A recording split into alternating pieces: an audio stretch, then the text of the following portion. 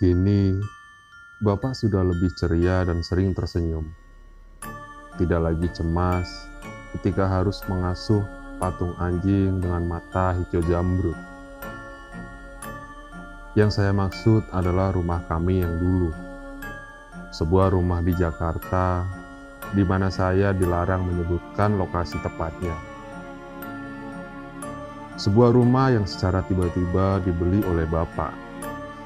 Setidaknya itu kata beliau, karena saya dan Ibu tidak pernah melihat sertifikat atau diajak ngobrol soal rencana beli rumah ini.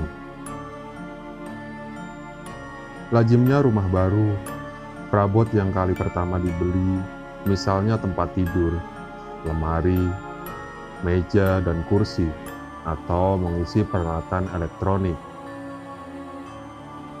Namun, bukan barang-barang lazim itu yang dibawa Bapak masuk rumah pertama kali. Barang yang dibawa Bapak adalah patung anjing dengan mata hijau jamrut. Patung anjing yang dibawa Bapak itu adalah replika dari anjing German Shepherd. Anjing itu dibuat dalam posisi duduk dengan kepala tegak. Tingginya sekitar 1,5 meter. Tinggi dan besar. Patung itu juga menyambut saya dan Ibu ketika kali pertama menginjakan kaki di rumah itu. Dari kawan, jawab Bapak singkat. Ketika Ibu bertanya dari mana rumah dan patung anjing itu berasal. Beli dari kawan. Begitulah, saya tidak berselera untuk bertanya. Sejak masuk ke rumah dan disambut patung anjing bermata hijau jamrut itu, saya dan Ibu sudah menduga kalau ada yang tidak beres dengan rumah ini. Rumah seluas 300 meter itu menyimpan banyak kenangan mistis. Waktu berlalu, tidak butuh waktu lama buat Bapak dan Ibu untuk mengisi rumah baru kami. Perabot dan segala kebutuhan sudah masuk. Selama proses mengisi rumah itu dengan perabotan, kami belum disambut oleh berbagai keanehan. Mungkin masih masa orientasi bagi kami, saya dan Ibu. Kalau tidak salah menghitung, rumah itu terisi perabotan dan segala kebutuhan selama 6 bulan saja. Tepat 6 bulan, Bapak bilang jangan menambah perabotan lagi. Dan tepat saat itu pula, berbagai gangguan mulai terjadi. Awalnya adalah suara-suara asing. Suara-suara yang tidak mungkin dibuat saya, Ibu, atau Bapak. Suara anak kecil adalah yang dominan pada awalnya. Suara tawa, tangis, dan panggilan.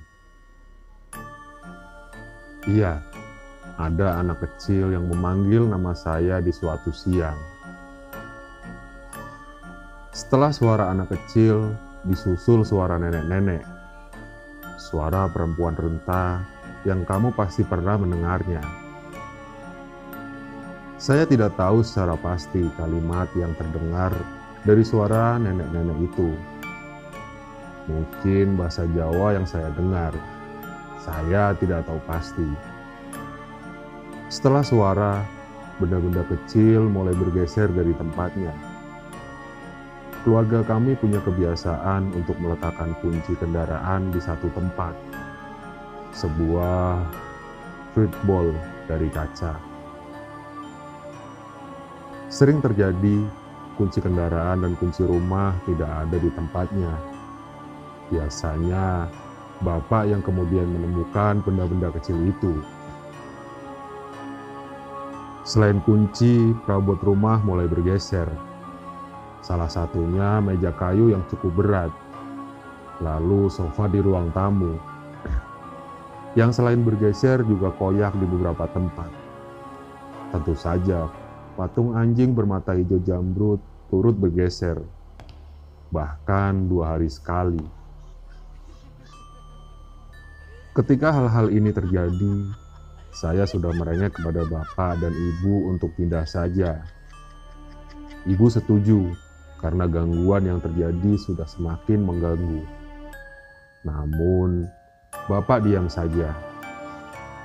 Diamnya bapak adalah bentuk ketidaksetujuan. Tampak dari depan, rumah lama kami memang sudah mengeluarkan aura yang kurang menenangkan. Padahal, lampu depan dan lampu taman sudah pakai yang terang. Tetap saja, kalau dilihat dari depan terlihat suram. Sejak masuk hingga perabot rumah mulai terisi, dinding bagian samping rumah masih ditumbuhi tanaman menjalar. Di dekatnya ada kebun kecil berisi bunga melati. Pohon mangga berdiri di halaman belakang bersama kolam ikan yang berada tepat di bawahnya. Tak lupa, gudang yang hampir tak pernah saya dan ibu sentuh. Tapi jadi tempat favorit bapak. Gudang itu tepat di samping dapur, menjorok agak ke belakang. Di dekat dapur, ada sebuah lorong pendek menuju kamar ART dan tempat mencuci baju. Lorongnya pendek saja, tapi agak redup karena tidak ada lampu di sana. Selain gangguan suara dan bergeraknya barang-barang kecil, ada beberapa kejadian besar dan paling berbekas di ingatan saya dan ibu. Kita mulai dari pengalaman ibu. Ibu saya adalah ibu rumah tangga biasa, yang sangat suka memasak dan membuat kue. Jadi dia banyak menghabiskan waktu di ruang belakang, ruang makan, dan dapur. Suatu kali, ibu merasa kurang enak badan setelah menyelesaikan pesanan kue yang cukup banyak. Dia tertidur dari sore sampai menjelang maghrib. Setelah bangun, ibu hendak menuju dapur untuk mengemas kue pesanan. Rumah dalam kondisi sepi, cuma ada ibu dan ART. Ketika berjalan menuju dapur, sambil masih terkantuk-kantuk, ibu meraba-raba tembok untuk mencari saklar lampu. Ketika tangannya menyentuh tembok, ibu mengaku ada perasaan janggal. Ibu merasa memegang tembok, tapi rasanya lembek, lengket, lalu disusul suara dengungan serangga yang cukup mengganggu telinga. Begitu saklar lampu dinyalakan, ibu terjengkang setelah melihat pemandangan janggal di hadapannya. Ibu melihat ribuan lalat hitam hinggap di dinding dekat dapur hingga lorong menuju kamar ART. Dalam ketakutannya, ibu tak bisa menjerit. Ibu bangkit dan berusaha menuju ke kamar ART untuk minta tolong. Sesampainya di kamar, ibu tidak mendapati ART yang belum lama bekerja untuk kami. Di sana, ibu menemukan sepucuk surat bertuliskan, "Ibu, saya pamit. Mohon maaf, saya tidak kuat lagi." Pakaian dan beberapa barang milik ART masih ada di sana. Aneh sekali. Apakah ART itu tidak berkemas sebelum pergi? Ibu yang tak kuasa menahan kejanggalan demi kejanggalan, pingsan di kamar ART. Kata bapak, ibu tidak lama pingsan. Mungkin sekitar 20 menit saja. Ketika dipapa bapak untuk menuju kamar, ibu melihat dinding dapur dalam keadaan penuh lumpur yang di beberapa bagian sudah dibersihkan. Ibu tak mau bertanya. Dia tetap diam. Beberapa minggu sebelum kejadian ribuan lalat itu, protes ibu pada bapak untuk pindah rumah sudah semakin sering. Pasalnya, beberapa kali ibu diganggu oleh seseorang yang menyerupai bapak. Jadi intinya, Pekerjaan Bapak menuntutnya untuk banyak berpergian keluar kota, bahkan pulau. Oleh sebab itu, di rumah besar itu cuma ada saya, ibu, dan satu ART. Saya sendiri jarang di rumah karena kesibukan sekolah dan les. Pulang larut, tidur, pergi lagi. Suatu siang, ketika sibuk memasak di dapur, ibu merasa dipanggil oleh bapak dari ruang tengah. Suaranya nggak begitu jelas, jadi ibu cuek saja. Namun, suara itu memanggil namanya lagi. Kali ini lebih jelas dari sebelumnya. Ibu segera berhenti memasak dan memasang telinga. Benar, itu suara bapak yang terus-menerus memanggilnya. Ibu keluar dari dapur dan hendak menuju ke ruang tengah ketika langkahnya terhenti. Sejurus pandangan ibu, beberapa meter di depan ruang tengah, tatung anjing bermata hijau zamrud itu seperti tengah memandangnya. Padahal seharusnya patung itu menghadap ke depan, ke arah ruang tamu dan pintu depan. Yang bisa ibu lakukan hanya membaca doa, lalu kembali ke dapur. Ibu mengira dirinya kelelahan, dan mungkin patung anjing itu digeser bapak sebelum pamit pergi dinas keluar kota. Satu hal yang pasti, ketika pulang dan masuk rumah, saya menemukan jejak kaki anjing. Jejak kaki yang terbuat dari lumpur berwarna coklat kehitaman. Sejak saat itu, ibu semakin gusar. Bahkan sempat marah kepada bapak ketika sepupunya diganggu juga. Jadi, suatu kali sepupu ibu menginap di rumah kami. Sepupu ibu adalah seorang laki-laki berambut pendek. Suatu kali setelah mandi, dia sibuk menyisir rambut di depan kaca besar di kamar tamu. Ketika asik menyisir, dia melihat pantulan refleksi di kaca agak aneh. Di dalam cermin, wajah yang muncul tetap wajah sepupu ibu. Namun rambutnya panjang sebahu.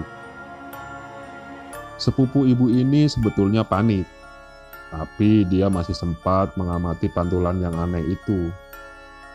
Dia memberanikan diri membalikkan badan dan tidak ada yang sedang berdiri di belakangnya. Cuma ada gumpalan rambut di dekat kakinya. Sejak saat itu, sepupu ibu saja tidak pernah lagi berani datang. Satu cerita aneh, seram tapi agak lucu menimpa seorang tukang somai langganan saya.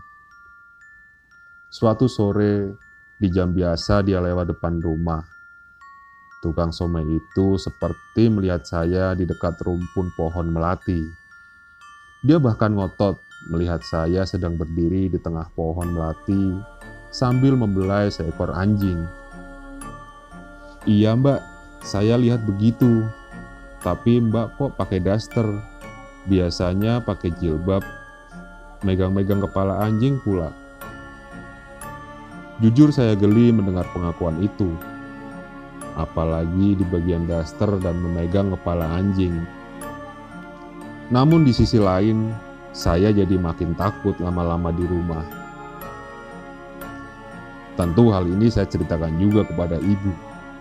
Tambahan cerita yang semakin menguatkan niat ibu untuk segera pindah.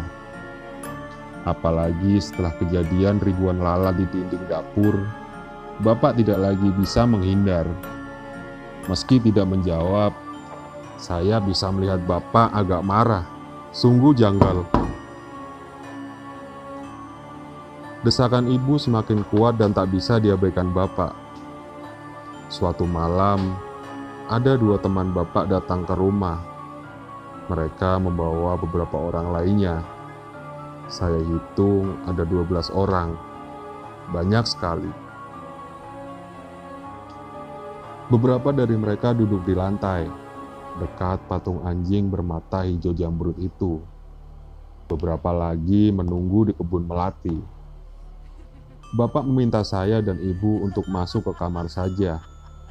Setelah itu yang saya tahu, patung anjing itu dibungkus kain berwarna hitam, diikat dengan tali besar berwarna kuning. Setelah patung anjing itu masuk ke dalam mobil box untuk pindahan, samar-samar saya mendengar suara lolongan. 2 hari kemudian, Bapak bilang bahwa kami akan pindah. Sudah ada rumah yang bisa ditempati, yaitu rumah saya saat ini. Rumah yang jauh lebih tenang dan aman. Oh iya, sebelum pindah, tentu kami membereskan perabotan dan segala barang yang akan kami bawa. Proses ini juga sangat cepat. Tidak ada 1 minggu saya kira. Sebelum keluar rumah untuk kali terakhir, ibu membaca doa lalu mengucap salam. Assalamualaikum. Dari dalam rumah terdengar jawaban lirih. Waalaikumsalam. Meski lirih, saya dan ibu mendengarnya dengan jelas. Bapak diam saja, tapi akhirnya dia tersenyum. Setelah berbulan-bulan, saya melihat Bapak tersenyum lagi. Setelah pindah ke rumah baru, Bapak tidak lagi sering dinas keluar kota. Dia banyak di rumah, membantu ibu membuat kue.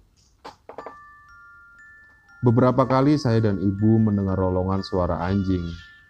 Kami berdua sudah berani menjadikan kejadian itu sebagai bahan lelucon. Mungkin anjing tetangga butuh belayan kasih sayang, namun tidak untuk Bapak. Suara lolongan itu selalu melahirkan wajah cemas. Kecemasan yang tidak pernah kami pahami maknanya. Karena saya dan ibu tidak pernah berani untuk bertanya.